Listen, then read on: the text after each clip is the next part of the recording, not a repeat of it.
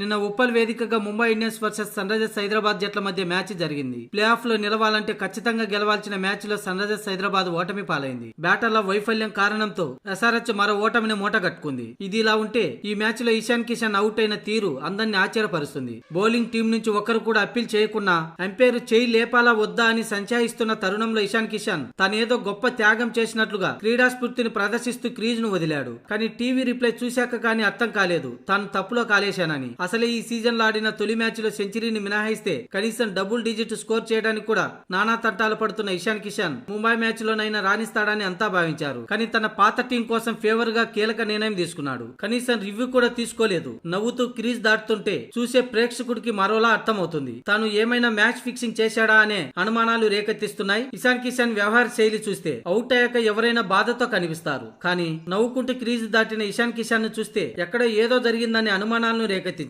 ఇక మ్యాచ్ అనంతరం Sunrisers owner Kavya Maran Ishan Kishan చేసిన ఈ చెత్త పనిపై ఆగ్రహం వ్యక్తం చేసినట్టు తెలుస్తుంది. వాళ్ళు అవుట్ చేయకపోయినా నేను అవుట్ అంటూ డగౌట్ లోకి పరిగెత్తుకుంటూ వచ్చావా అంటూ ఇషాన్ కిషన్ పై కావ్య మారన్ మండిపడినట్లు తెలుస్తుంది. ఆ టీం నిన్ను వదిలేస్తే నేను కోట్లు పెట్టి నిన్ను కొన్నా, కానీ ఆ జట్టే గెలవాలని నువ్వు కోరుకున్నావంటూ కావ్య మారన్ మండిపడినట్లు తెలుస్తుంది. అలాగే మిగతా టాప్ ఆర్డర్ బ్యాటర్లపై కూడా ఆగ్రహం వ్యక్తం చేసినట్టు తెలుస్తుంది.